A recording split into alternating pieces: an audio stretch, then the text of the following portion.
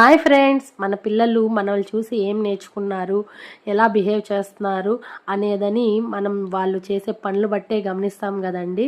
ఆ విధంగా ఖుషీని చూస్తే నాకు చాలా హ్యాపీ అనిపిస్తుంది. నేను చేసే పనులు తను చూసి ఎంత బాగా నేర్చుకుంటుంది అని.